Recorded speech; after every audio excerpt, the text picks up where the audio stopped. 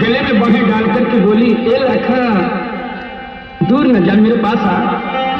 और क्या बोले है नाच के, लाखा